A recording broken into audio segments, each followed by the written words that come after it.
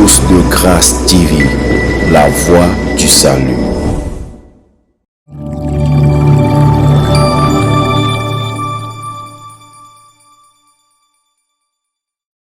La vraie repentance, ce n'est pas seulement dire « Seigneur, pardon » ou « Seigneur, je ne suis pas parfait, je suis pécheur ». On prie souvent comme ça, les larmes aux yeux, en pensant que c'est ça, se repentir. Mais le lendemain, on recommence exactement les mêmes choses. Encore et encore. Ça, ce n'est pas la repentance. C'est un cercle vicieux. Alors, qu'est-ce que la vraie repentance? Regarde les habitants de Ninive. Quand ils ont entendu que Dieu allait détruire la ville dans 40 jours, ils n'ont pas juste pleuré ou culpabilisé. Ils ont agi, ils ont jeûné, ils ont mis des vêtements de deuil et surtout, ils ont obéi à l'appel de Dieu. Jonas 3:8, que chacun se détourne de sa mauvaise voie et de la violence qui est dans ses mains. Écoute bien, ce qui a touché Dieu, ce n'était pas leurs larmes, mais le fait qu'ils ont vraiment laissé leurs mauvaises actions et qu'ils ont totalement changé de direction. Dieu dit, cette mauvaise voie ne se réfère pas à quelques actes malfaisants, mais à la source malveillante du comportement des gens. Se détourner de sa mauvaise voie signifie que les gens concernés ne commettront plus jamais ces actions. En d'autres termes, ils ne se comporteront plus jamais de cette manière malfaisante. La méthode, la source, la motivation, l'intention et le principe de leurs actions ont tous changé. Ils n'utiliseront plus jamais ces méthodes et ces principes pour apporter la joie et le bonheur dans leur cœur. Abandonner la violence dont leurs mains étaient en coupables signifie déposer ou mettre de côté, rompre totalement avec le passé et ne jamais revenir en arrière. Et quand Dieu a vu que les gens de Ninive avaient vraiment changé dans leur cœur et qu'ils avaient ralaissé leurs fautes sans hésiter, sans garder quoi que ce soit, alors Dieu a changé d'avis et il a retiré le malheur qu'il avait annoncé. De la même manière, si tu te détournes sincèrement du péché, Dieu te fera grâce. Si ce message t'a parlé, écris en commentaire « Seigneur, je veux vraiment me repentir ». Et si tu veux apprendre comment vivre une vraie repentance et te libérer du péché, regarde dans la bio. Tu peux rejoindre gratuitement notre groupe d'études bibliques.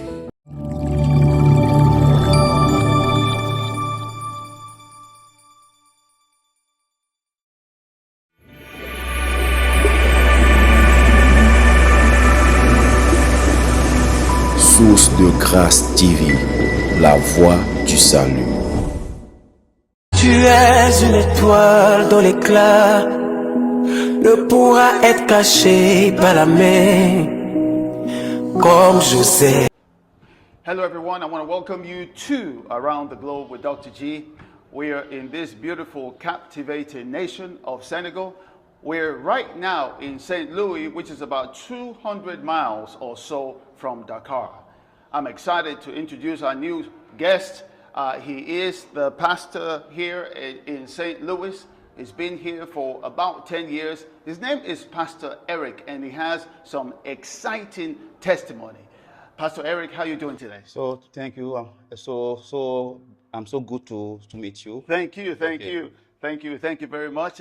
We appreciate your time and the Lord's work that you've been doing in this St. Louis. Yes. Thank you very much. You are welcome. You are welcome in Saint Louis. Saint Louis is very beautiful town. So I'm so blessed to meet you today, Pastor. Thank you so much. I have a few questions for you. Yeah. The first, we just want to get to know you. What brought you here? But first of all, how did you come to know the Lord? Ok, d'accord. I can speak with French. Hein? Okay. So d'accord, on va commencer. Je ne peux pas faire ce témoignage sans parler déjà mes débuts. En fait, je me nomme Eric Léolin Miangadou. Donc, je suis originaire du Cameroun. Je suis issu d'une famille chrétienne. Mon père était aussi lui-même pasteur de l'église évangélique du Cameroun. Et ma maman aussi chrétienne, femme au foyer. Mais vous savez, vous pouvez être père, enfant de pasteur ou bien fils de pasteur, mais ça ne veut pas automatiquement dire que vous êtes chrétien. Donc j'avais une vie vraiment mélangée entre les passions du monde et aussi ma vie religieuse. Voilà, jusqu'au jour où mon père nous a quittés en 99. Je me rappelle, ce jour était vraiment un jour difficile dans ma vie, de perdre un mentor, quelqu'un que je voulais vraiment rendre fier, que je voulais vraiment rendre heureux, surtout dans les études, parce que c'est à cause de lui et que j'allais à l'école. Et en 2004 aussi, je perds ma mère. Donc, mais Dieu a fait quand même, avant de perdre ma maman, j'ai eu un niveau scolaire, j'ai eu un niveau terminal, j'ai eu mon bac. Mais vous savez, pour continuer les études, c'est un problème en Afrique quand vous n'avez pas vos parents biologiques. Voilà, donc c'est ça un peu ma vie. Et pourquoi je suis arrivé au Sénégal? Juste après tout ce périple-là, j'avais un oncle ici à Dakar qui ne vit plus et qui m'a appelé, m'a dit, bon tiens, mon neveu, vous pouvez venir au Sénégal parce que vous avez fait dans la communication. Puisque j'ai fait une formation en communication et en marketing. Donc, je suis arrivé au Sénégal parce qu'il m'a dit, vous pouvez le faire ici, vu votre speech, vous pouvez au moins travailler dans les médias. Donc, je suis arrivé au Sénégal, je me rappelle, ça fait déjà 10 ans que je suis là. Voilà, donc je suis arrivé au Sénégal à Dakar, où j'ai déposé mes valises chez mon oncle. Et vraiment, la vie n'a pas aussi été facile. Donc, voilà, je ne suis pas venu comme chrétien, puisque je ne fréquentais même plus les églises. Après la perte de mon père et ma mère, j'avais carrément perdu ma foi. Donc, j'étais vraiment désespéré, j'étais désorienté. Je vais dire, j'avais pris d'autres chemins. Donc, je vivais dans des énormes vices, comme tous les jeunes de la génération. Voilà, donc, et après, je suis allé chez mon oncle. Il m'a dit, donc, tiens, tu vas faire dans les médias. Il fallait donc maintenant que je puisse exercer dans ce métier, même il fallait des documents qui prouvent que j'ai exercé dans le pays. J'ai fait des formations et puis, bref, j'ai fait des stages aussi après. Bon, et puis, le Seigneur a permis que je puisse intégrer dans ces médias. Mais bon, j'ai sauté les étapes, puisque avec aussi l'oncle, ça n'a pas été rose. Parce que j'ai vécu dans une maison où j'avais la pression de sa femme et je dormais dans un couloir. Et après, donc, il m'a expulsé de la maison. J'étais abandonné à moi-même. Je me rappelle qu'il m'a mis dehors un mercredi, tard dans la nuit, vers les 22h, 23h. Pour quelqu'un qui ne connaît pas Dakar, j'ai traîné ma valise, je marchais en plein Dakar, je ne savais pas là où je suis parti. Je suis arrivé, j'ai vu un chantier en construction. C'est là où je suis entré, je suis allé me coucher. Et ce sont les bruits du matin qui m'ont réveillé. J'ai trouvé qu'il y avait des gens qui étaient en train de travailler dans ce chantier-là. J'ai eu peur qu'on puisse me prendre pour un voleur ou un voyou ou un bandit comme ça. C'est là que je suis descendu avec vraiment le courage.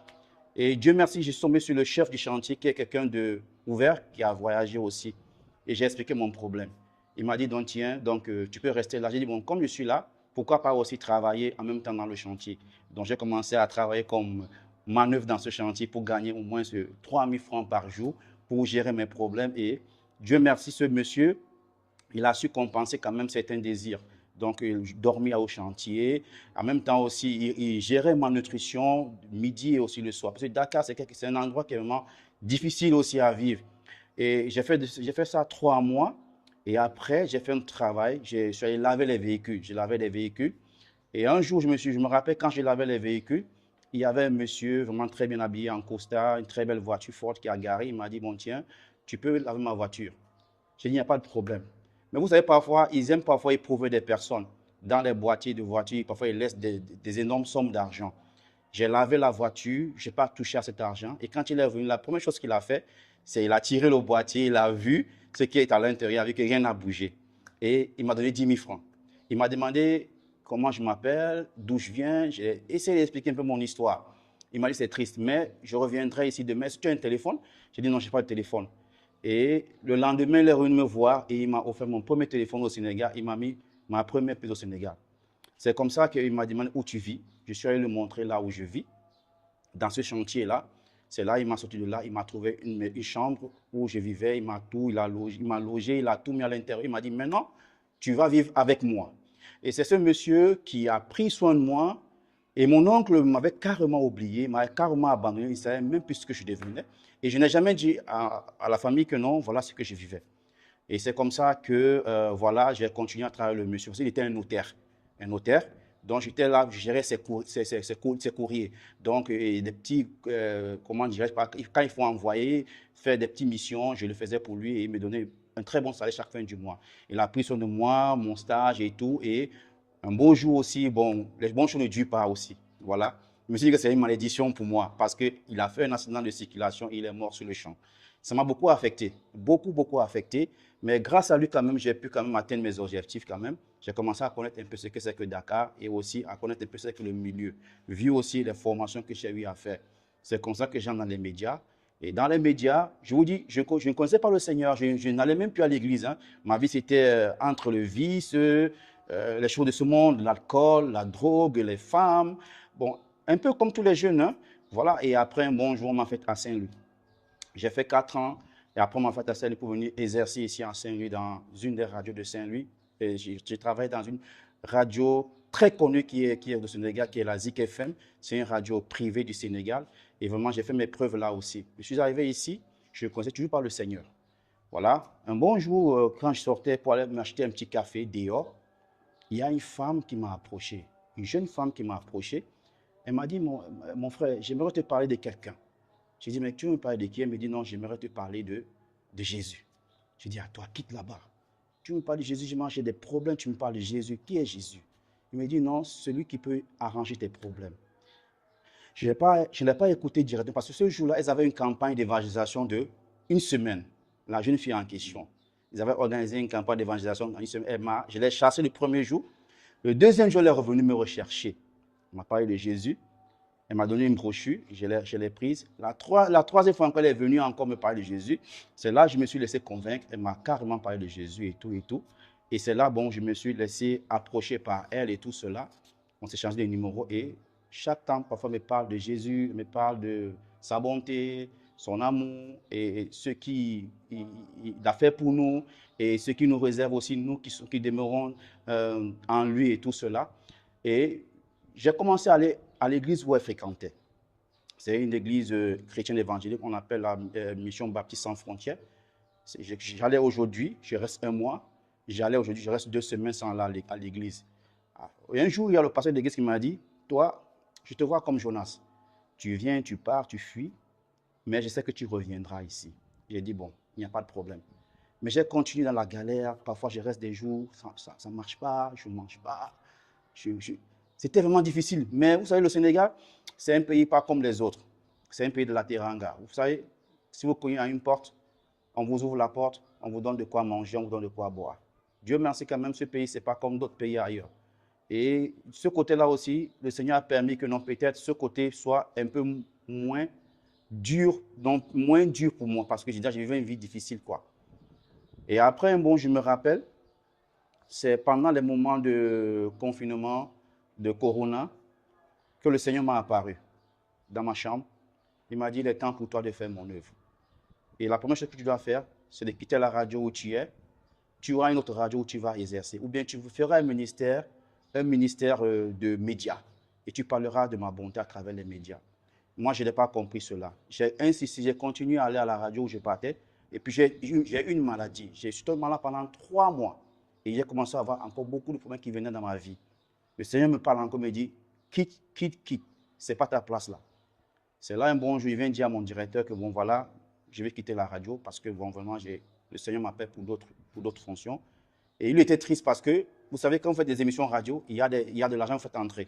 Il y a des partenariats, il y a des sponsors et tout cela que vous apportez dans vos émissions et ça fait entrer l'argent à la radio. Donc, ça a fait un peu un coup de boom au directeur, mais après, il a accepté cela.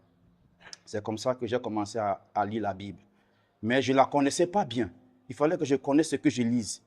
J'ai rencontré un frère sierra-léonais qui était diacre à cette époque-là, qui m'a dit, bon tiens, je connais un pasteur qui est dans la région, il va nous enseigner ce que c'est que connaître la parole de Dieu, la Bible. J'ai étudié avec lui pendant 2 ans. Ce pasteur s'appelle pasteur Malik Diop, que je salue au passage. Il a été vraiment un pasteur dévoué, il a été un pasteur qui m'a vraiment assisté, qui m'a vraiment enseigné et à mieux connaître les Écritures et à comprendre ce que le Seigneur voulait de moi. Et je vous dis, ce jour, quand j'ai mis mes pieds pour la première fois pour étudier cette parole de Dieu, j'ai commencé à pleurer. C'est comme si il y avait quelque chose en moi, un poids qui s'enlevait directement. J'ai commencé à verser des larmes. Des larmes. Et puis le Seigneur m'a dit, fortifie-toi et prends courage. J'ai étudié la parole de Dieu pendant 2 ans et j'ai commencé à fréquenter l'église au fur et à mesure, au fur et à mesure. Après, le pasteur m'a fait comprendre, je t'avais dit que tu es comme Jonas, voilà maintenant, tu as accepté le Seigneur et tu es revenu. Et c'est un peu ça mon périple. Et il y a encore une autre histoire qui vient après, parce que ça n'a pas été facile, hein, parce que aussi Dieu m'a envoyé cette personne qui est cette jeune femme, qui est ma femme actuellement, celle qui est venue me réévangéliser, celle qui est venue me parler de Jésus. Et je vous rappelle que moi, mon épouse, elle est de confession musulmane. Elle est dans une famille musulmane, mais elle a donné sa vie en Jésus en 2012. Elle a un très grand témoignage à Saint-Louis parce que tout le corps de Christ la connaît et connaît ce qu'elle a eu à traverser, les persécutions qu'elle a eu à endurer à cause de la famille, voilà, les persécutions physiques, morales, et on a même cherché même à la faire disparaître, mais c'est Dieu qui a permis que vraiment, elle garde encore les séquelles en elle, mais c'est Dieu qui a permis que non, vraiment, qu'elle ne puisse pas mourir. Et Dieu l'a envoyé vers moi pour me reparler de ce Jésus-là, qui est amour, qui est un Père, et qui est miséricordieux et qui est rempli de bonté. Et c'est comme ça que vraiment je me suis consacré en fond à l'œuvre de Dieu. Very bien. Very good, very good. I take it that you've gone ahead and explained what happened when you got here, how you evangelized, how it was you and your wife, many years of prayer. I believe it was maybe 3 years of standing out under a tree, and little by little, the ministry began to grow. One question, what were the particular challenges that you found as a pastor in a predominantly Muslim nation? What were the challenges that you found? Donc, déjà, merci pour la question. Je voudrais vous dire que le Sénégal n'est pas un pays comme les autres parce que il peut y avoir une persécution, mais elle n'est pas totalement physique. Ce n'est pas comme d'autres pays où la persécution peut être physique. Parfois, on vous cause beaucoup de problèmes. Ici, il y a une libéralité. Vous allez voir, il y a une particularité du Sénégal, et c'est justement, j'ai vu ça. Vous allez voir dans une famille, il y a des musulmans, il y a des chrétiens, mais ils sont d'une même famille. Il y a des villages, vous allez voir, le même village, il y a mon oncle est musulman, moi, mon cousin, mon oncle est chrétien. Et c'est une même famille. C'est au Sénégal seulement que tu peux trouver cela. Et déjà, c'est un avantage. Déjà, les chrétiens ici, nous sommes 5%. Déjà, nous sommes minimes, comme ils le disent tout le temps, parce que bon, c'est laïque, mais c'est la forte majorité, elle est de l'autre côté, dont les voisins. Donc, je préfère utiliser ce terme, les voisins. Voilà. Mais Dieu nous donne toujours des stratégies de comment travailler, de comment apporter son évangile. Déjà, avec mon épouse, je rends grâce à Dieu que Dieu m'a donné cette femme auprès de moi. Une femme qui aime le Seigneur, une femme qui œuvre pour le Seigneur, une femme qui est prête pour le Seigneur. Voilà. Et nous, on a décidé de faire ce qu'on appelle le ministère des enfants. Avant d'abord le ministère des enfants, on a d'abord exercé beaucoup d'évangélisation. Et aussi pour évangéliser ici, il y a des stratégies. Voilà. Parce que vous savez déjà, comme on est minime et on n'a pas vraiment cette, je vais dire, pour eux, on n'est pas majoritaire, on n'a pas la force, mais nous savons qu'on a plus de force en Jésus-Christ et nous sommes au-dessus d'eux. Voilà, Dieu nous donne des stratégies, on a nos traités, on fait des porte-à-porte, on parle de Jésus-Christ, Dieu nous donne la façon de procéder et parfois ça apporte des fruits. Parfois aussi, il y a des persécutions, ça peut être moral. Parfois tu peux venir chez quelqu'un, il te verse de l'eau, il te fait n'importe quoi, il t'insulte, il dit n'importe quoi, mais Christ aussi l'a accepté. Christ a accepté tout cela à cause de nous. Donc, il a dit dans sa parole que si moi-même, le maître, j'ai subi cela, à plus forte raison, vous qui êtes mes serviteurs. Donc, voilà, nous, on ne se plaint pas. Mais Dieu merci, la persécution au Sénégal, ce n'est pas comme ailleurs. Elle est un peu, je vais dire, elle est un peu moins forte. Mais ça se passe, ça se passe. Mais nous, on rend grâce à Dieu quand même que le ministère de Dieu, depuis 3 ans, ça n'a pas été facile parce que quand je me rappelle qu'on a commencé d'un rien du tout. Parce que mon épouse, on sortait, on allait dans les marchés, on avait des traités, on parlait de la parole de Dieu. Et vous savez, dans une région où c'est sa région. Elle est Saint-Louisiane et elle est d'origine musulmane. Ouais, ce n'est pas évident. Si Dieu ne vous donne pas la force de le faire, et vous ne pouvez pas le faire. Vraiment, on a vécu des choses vraiment difficiles. Et déjà même, j'ai sauté des étapes parce que même déjà le mariage, même aussi, parce que c'était aussi un témoignage. Parce que là où j'ai cru vraiment au Seigneur Jésus-Christ, là où j'ai dit, s'il faut que je meure pour Jésus, je mourrai pour lui parce que je ne doute plus. C'est la main de l'Éternel dans ma démarche pour le mariage.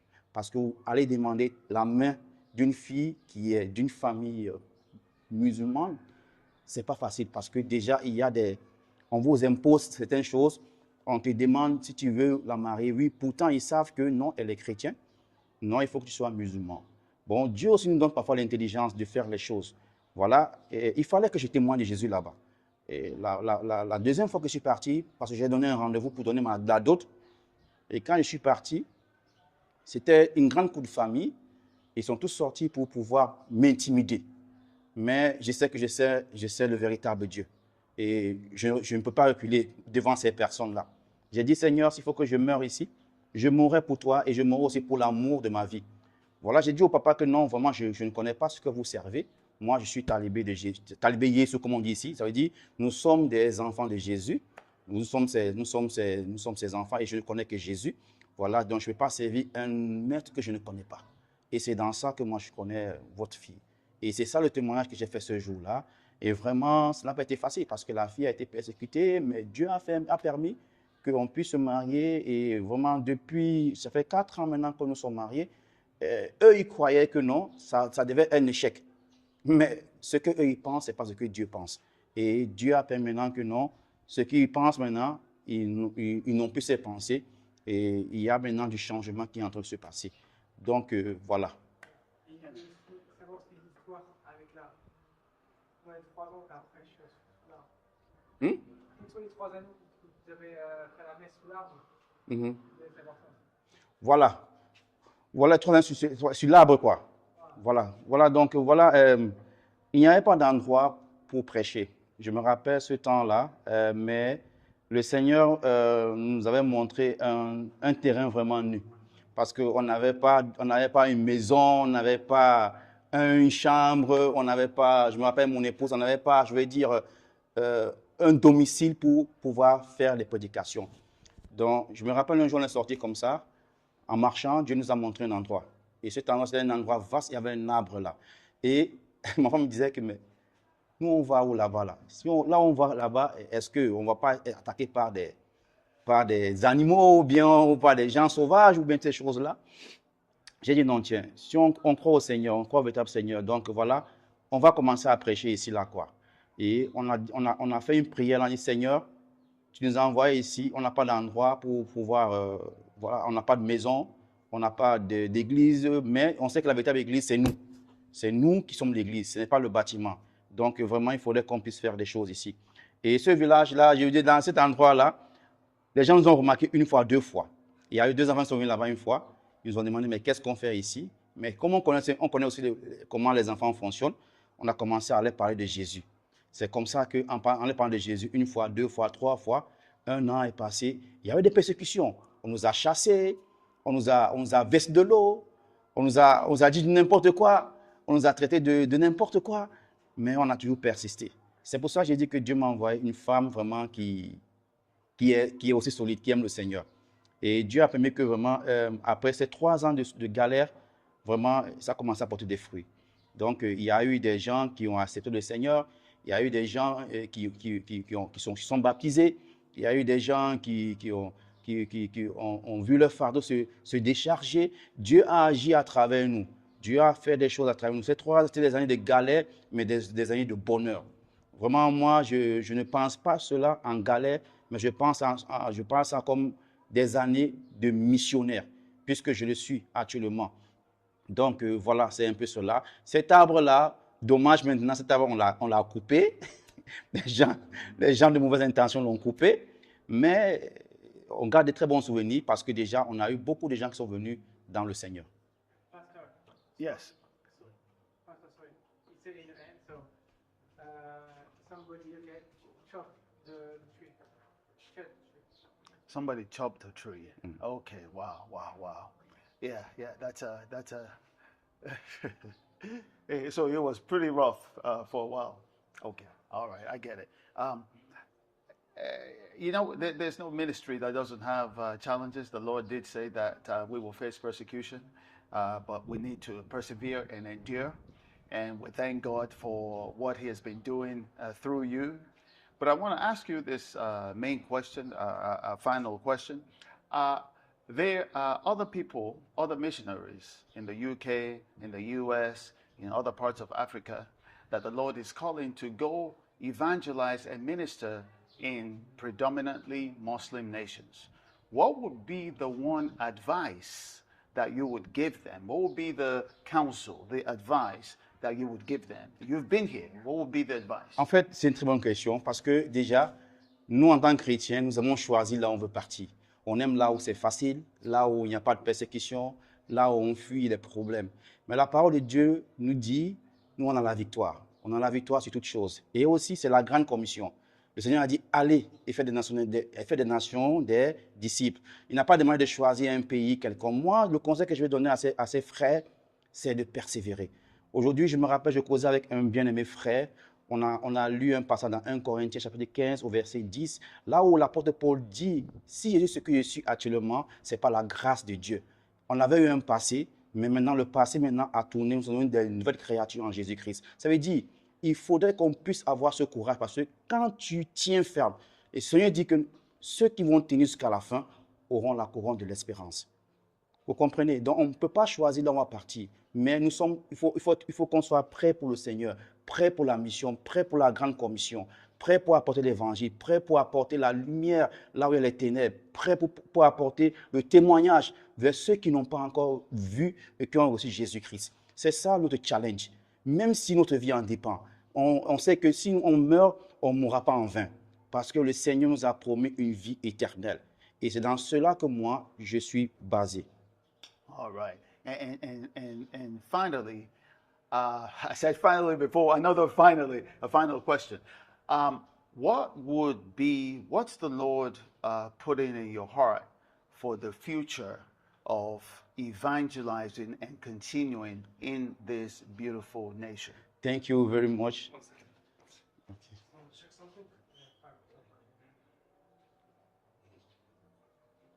Yeah. Okay, thank you, Pastor, for this beautiful question. En tout cas, comme vous l'avez posé comme question, dans le monde, j'avais ce qu'on appelle les talents. Dieu m'a donné des talents. Et maintenant, dans le ministère, ce sont des dons ministériels. En fait, je rends grâce à Dieu parce qu'avec tout ce que j'ai parcouru, j'ai pu faire des études, j'ai pu faire des écoles de théologie, j'ai pu avoir mes diplômes et tout ça, je sers le Seigneur. Mais le Seigneur est en train de mettre dans mon cœur de me pencher plus vers les médias, d'apporter l'évangile à travers les médias. Ça veut dire quoi? Donc, implanter, je veux dire, prêcher, apporter la parole de Dieu, la parole de délivrance, la parole de repentance à travers les médias. Moi, ma vision ici à Saint-Louis, au Sénégal, c'est d'avoir une télévision web et c'est d'avoir aussi une radio web. Vraiment, d'avoir les matériels nécessaires pour pouvoir atteindre la cime. Donc, ça veut dire aller vers les peuples, d'aller même à travers vers ceux qui n'ont pas le message. Ça veut dire les peuples non atteints. Et je crois que c'est à travers le moyen des médias que c'est possible. Parce que vous savez, l'Internet maintenant, tout le monde maintenant peut se connecter. Donc, c'est ce que Dieu a mis dans mon cœur et de pouvoir vraiment apporter comme pierre à l'édifice pour l'agrandissement de son royaume. Déjà, je vous ai parlé de la radio aussi. Dieu merci, le Seigneur est vivant. Avec le frère Mathieu, nous vivons des choses difficiles chaque jour, mais Dieu est vivant. Vous voyez, on avait rien, il n'y avait rien dans cette radio, mais le Seigneur a permis qu'au moins, quand quelqu'un vient dans cette radio, il se sente à l'aise, il sent qu'il est dans une radio. C'est ça vraiment la vie en Jésus, parce qu'il a dit, ne vous inquiétez de rien. Et c'est pour cela que vraiment on continue à prier le Seigneur que vraiment la vision qu'il nous a donnée puisse s'accomplir, pour que vraiment que cette nation qu'est le Sénégal puisse connaître qui est le Seigneur Jésus-Christ. Et je sais qu'à travers les médias et à travers le ministère des médias que je voudrais vraiment opter, que le Seigneur portera des fruits. Amen. And final ministration. Thank I'm you. going to pray for you in Jesus' name. Amen. Lord, I thank you for Pastor Eric and his family. I thank you for everything that you've been doing for them. I thank you, Lord, for bringing them far away into this land. I thank you for the vision that you've given them. Thank you for the strength and the perseverance and the endurance. Father, you're the one that sent him here. Lord, continue to strengthen him in the mighty name of Jesus. Everything that him and the family and the ministry needs, Lord, give it to them abundantly in the mighty name of Jesus. Amen. Lord, strengthen them through areas and times of persecution. Lord, let your light shine in the mighty name of Jesus. Amen. Through this missionary and pastor and through the ones that have come to you in this land, Lord, let your light shine. Let it shine so brightly, Lord, that very soon even this nation shall be taken over by the Lord in the mighty name of Jesus. Amen. Thank you, Lord, for all that you're doing and Thank all you. that you will do. Thank you for your mighty hand of protection on Pastor Eric, his family, and all those that are in this ministry.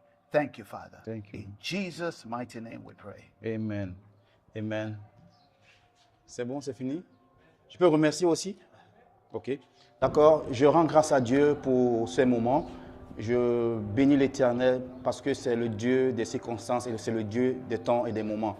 Je rends grâce à Dieu que le pasteur Dean a quitté vraiment l'Angleterre ou les États-Unis, il l'a quitté pour venir me rencontrer ici à Saint-Louis pour ces témoignages. Que le Seigneur bénisse sa vie, bénisse son ministère, bénisse vraiment ses activités aussi. Et j'espère que ce témoignage pourra apporter un impact à tous ceux qui le regarderont et à tous ceux qui comprendront vraiment ce que le Seigneur a fait dans ma vie. Si le Seigneur l'a fait dans ma vie, il peut aussi le faire dans ta vie. Il faut juste croire, ouvrir ton cœur et qu'il puisse vraiment y siéger. Sur ce, je vous dis au revoir et shalom à tous. Que Dieu vous bénisse. Amen. Amen. Pastor, God bless you. Thank you. Thank you.